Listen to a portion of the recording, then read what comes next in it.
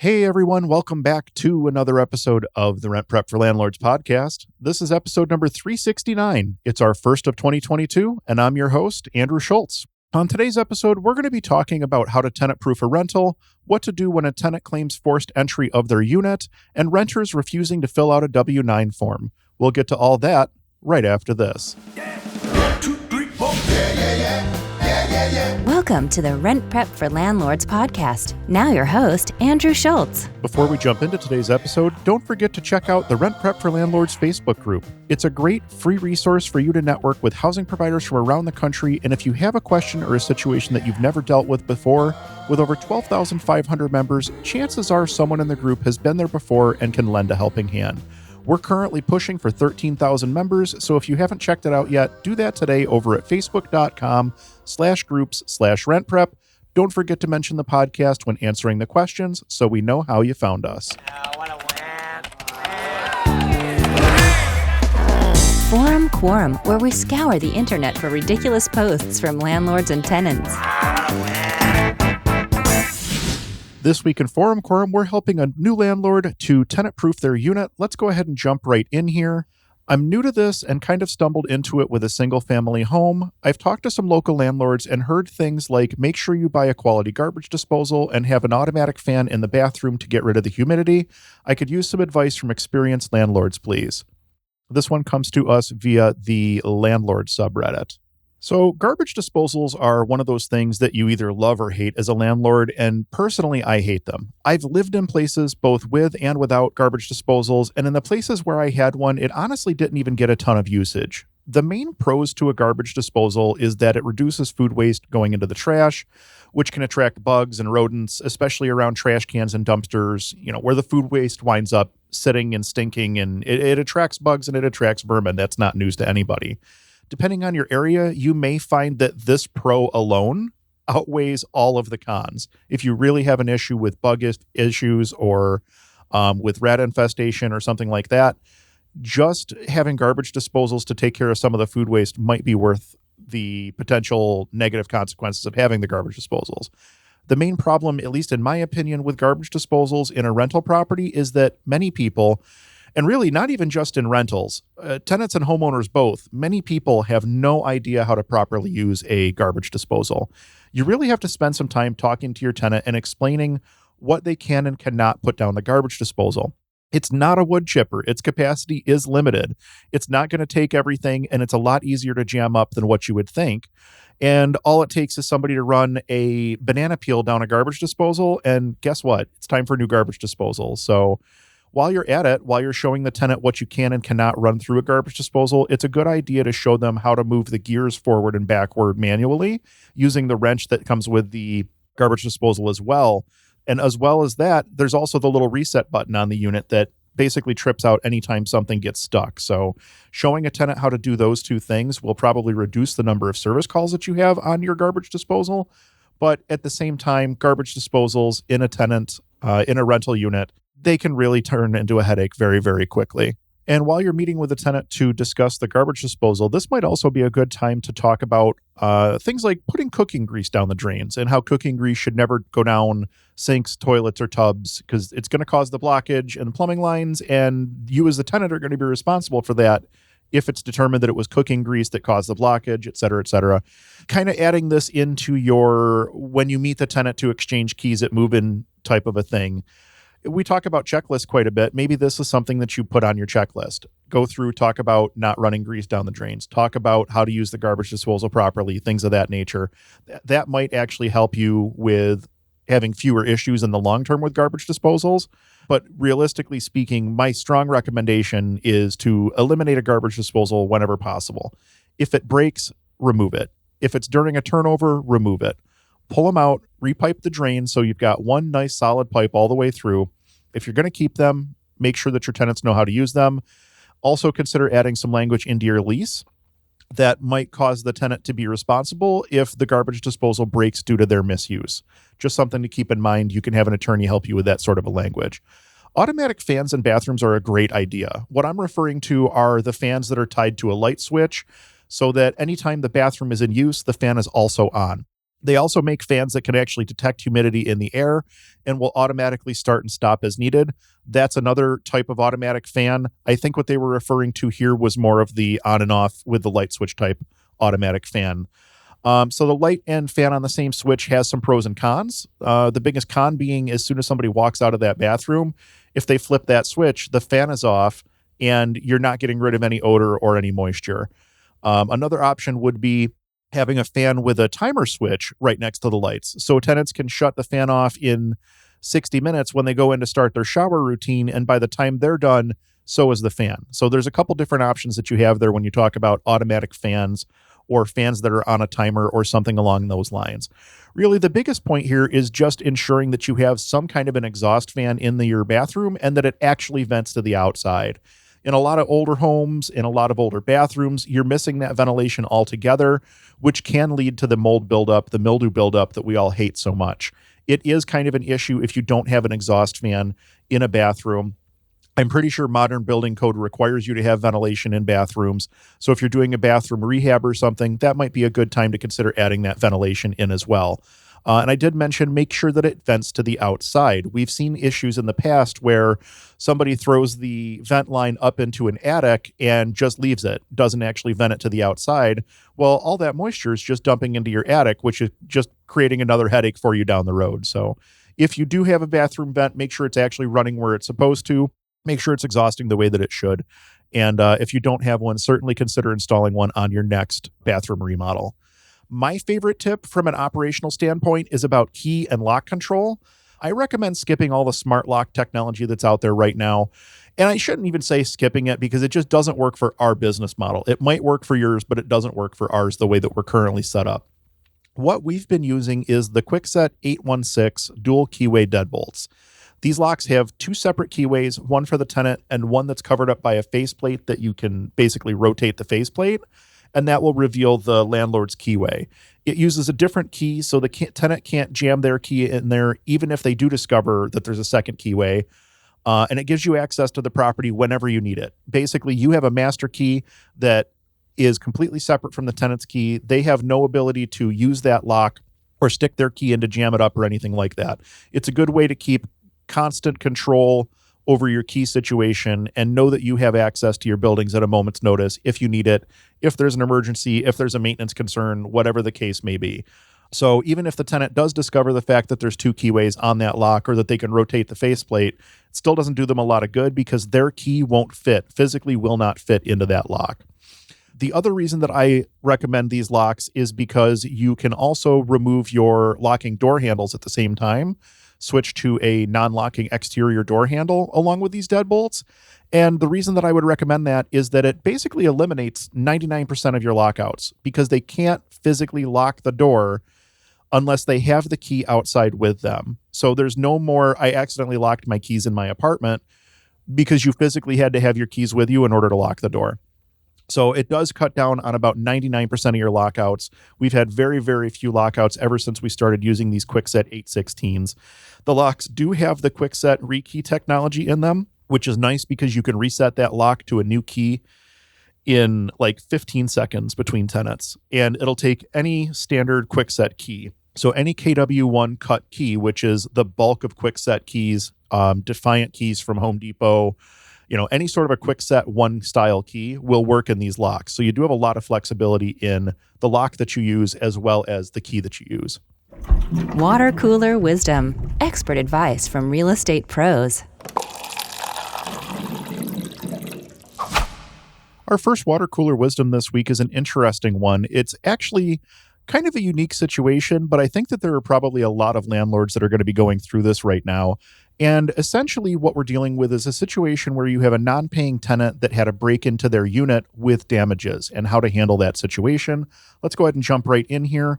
This one was brought to us via the landlord subreddit as well. A tenant emailed me claiming that somebody may have forcefully entered their unit. This is a squatter that is hiding under eviction protection, so it's a very rocky relationship at the moment. They're claiming that the door locks are damaged. What are my obligations as the landlord? This is the type of person that may be scheming something if I don't handle this by the book. So this would fall back to what most states would refer to as warranty of habitability. And I'm pretty sure that every state has this or something similar to it. So do a little bit of research on your own to find out what is required in your state, because it does vary a little bit from state to state. For instance, in some states, such as New York, it specifies how you have to keep your indoor temperatures during the cold weather seasons. If you live in the South, where it's a little bit warmer, they may have requirements for your indoor temperatures during the hot weather months as well.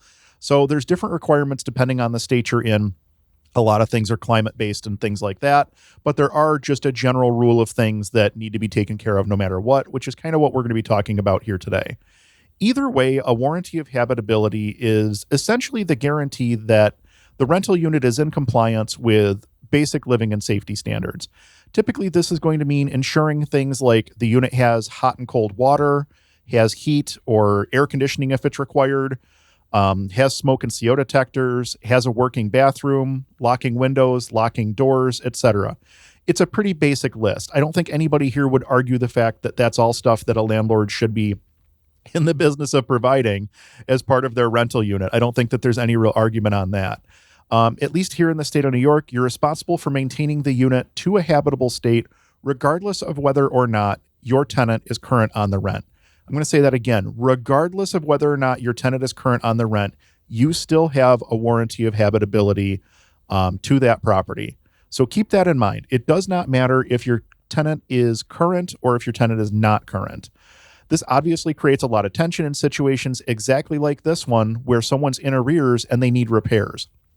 During the pandemic, we've had to complete repairs on heating units, roofs, locks, windows, etc., on a variety of different homes where tenants owe sometimes thousands and thousands of dollars, but we're still out there doing the work because that's what's required of us. Yeah, it absolutely sucks sometimes. And I've had very hard conversations with clients explaining to them that we do still have these obligations despite the fact that this tenant is not paying their rent. But it's also the business that you signed up for when you signed that lease or when you bought that rental property that had the tenant inside of it. So coming back to the root question, I'd talk to the tenant and ask them if they filed a police report and encourage them to do so if they haven't done already. The police probably aren't going to do anything here, but it is beginning to build a paper trail, if you will. After that, go check the locks on the windows and the doors to see if anything's broken or missing. Make sure the key that you have to the unit still works on all the doors. If not, your locks may have been swapped by the tenant at some point, and you can use this as an opportunity to get key control over your asset again. Maybe get some of those Kwikset 816s that we talked about in the forum quorum section. That's a good opportunity to make sure that you have a good set of locks on the property. Either way, swap out locks as needed and give the tenant a key and retain a key for yourself. While you're there, it's also a good time to inspect the rest of the unit to see if there are other damages or concerns that aren't being reported. Other things that need to be addressed, like leaky plumbing or running toilets, stuff like that. Again, I know it sucks to spend money on maintenance in a non-paying unit, but letting a plumbing issue go that could turn around and cost you tens of thousands of dollars in damages down the road just does not make sense. There's nothing that says that you have to provide Hilton-level service here to a non-paying tenant, but you do have to maintain that warranty of habitability as required in your state or in your region, whatever the case may be. And honestly, you should want to keep your building in condition that when you get it back, it's hopefully not destroyed and you're going to be able to turn around and re-rent that unit, hopefully without, major issues. Make sure that you're maintaining your major systems in your unit just so you're preventing future damages while dealing with a non-paying tenant. Hopefully the moratoriums in your area end soon and you're going to be able to proceed with your eviction. Best of luck to you as you proceed. Our second water cooler wisdom this week also comes to us via the Landlord subreddit. This one is all about security deposit escrows and what to do when your tenant's not being compliant. Let's go ahead and take a look here. In one of the properties I had managed by an agent, the agent messed up and forgot to have the tenant fill out a W-9 form. This was only caught at the bank a week later, and since they need the form to open up the escrow account, now the tenant is refusing to fill out the W-9 form because they don't want to share their full social security number. Not sure why, we already have it from the credit check. So what do I do if they keep refusing to fill out the W-9 form? Do I put it in a non-interest bearing account? And again, this one comes to us via the Landlord subreddit. So if I've said it once, I've said it probably 1,000 times at this point. This is the exact reason why I harp on having a pre-move-in checklist that gets completed every single time you do a move-in. Then you don't miss things like this, and it eliminates these issues from reoccurring in the future. We obviously learn best when we make our own mistakes, which is why this policy exists inside of our company. We had a tenant that didn't turn their gas or electric into their name prior to moving into the unit. It wasn't discovered until after move-in when we kept getting utility bills and none of them were final invoices. So we talked to the tenant and explained to her that per their lease, they need to establish their own gas and electric accounts, and they just flat out refused. It turned into an ongoing issue, and our concern was that we didn't want to terminate the services for two reasons. One, it was wintertime, and it would have left the unit without heat, which is pretty much the last thing you want to do in Western New York. And number two, we were concerned that it would be considered the beginnings of an unlawful eviction or be seen as landlord retaliation, both of which were hot button issues at the time as the HSTPA legislation had just passed in mid-2019, and a lot of it hadn't been, and honestly still hasn't been, through the courts at this point. So we did wind up getting it resolved. Our management company ended up eating some of the cost to keep the client satisfied, but really it was a gigantic mess. And ever since then, the day of move-in, we call the utility companies to verify that the utilities were changed over. And if the tenant has not changed the utilities over into their name as of the day of move-in, they don't get their keys. They don't get to move in. It's that simple. Essentially, you need to do the same thing here. If you need a W-9 in order to open an escrow account, then it should be signed at the same time as your lease packet, your lead paint forms, your other disclosures. Do it all at the same time. Then it's not an issue going forward. And if they don't sign, they just don't get to move into the unit. It's that simple. It's part of their lease packet at that point. You need that in order to basically lease the apartment to them. It's one of the requirements. Some people are probably wondering why you need a W-9 for a tenant in the first place. Some banks will open an escrow account that has both you and the tenant listed on it. And generally speaking, the tenant isn't going to want to go in and deal with that process at whatever time is convenient for you and for the bank and everything. So the way most banks will handle this is to have an account opening form that you fill out with the tenant alongside with the W-9. And then you can handle that whole process without the need for the tenant to be present. The bank can actually set the account up based on that form and the W-9 paperwork without the tenant having to physically come into the bank to do that. Some states do, and some states do not require separate accounts for each tenant, each property, whatever. The W-9 is likely because there is interest being earned on the account. And we all know that the interest rates are just so ridiculously high on these accounts that, that tenant's $1,000 security deposit might be worth $1,000.05 next year. And Uncle Sam wants his cut of that interest. So that's really the reason that you have to do the W-9 and go through that process. Different states have different escrow laws, especially when it comes to interest-bearing versus non-interest-bearing, or how funds have to be handled or things like that. My recommendation here would be take a look at your state law to determine what the requirements are. In this instance, I would probably open a separate escrow account for this deposit and leave it there so it could be returned back to this tenant at move out. Their name may not be on the account, but they're going out of their way to make you non-compliant, essentially. And the funds are still a liability on your books regardless. It's just the physical location of the money that's at question. And I think that would resolve the issue. But realistically speaking, I think if you cannot get a tenant to comply on something like this, look into what the laws are for your state or region, and then talk to an attorney that's well-versed on this and get their opinion on it as well, just to make sure that you're not doing something that puts you in hot water. RentPrep recently released a guide on how to successfully post your rental properties to Craigslist, including the advertising rules, how to write a great description, and more. Check that out today over at rentprep.com/blog. That pretty much wraps up this episode of the Rent Prep for Landlords podcast. Thank you all so much for listening. We truly do appreciate it. Our goal with the podcast is to help as many people as possible make educated decisions when it comes to real estate, and you can help us to reach our goal. If you heard anything in this week's episode or any other episode that will help someone you know, do us a favor and share it with them. If you're looking to get in contact with me, I can be reached over at whatsdrewupto.com. From there, you'll find links to everything going on with me over at Own Buffalo, as well as other projects that we're working on. We just launched a free investment property deal analyzer, which is available on that site, whatsdrewupto.com. Again, it's truly free. There's no obligation whatsoever. And I also filmed a companion video that shows you how I analyze deals and how to use that tool. If you're looking for top-tier tenant screening services, head on over to rentprep.com. There are multiple products to choose from, including tenant-paid options, and if you're over 50 doors, ask about the enterprise-level programs and pricing.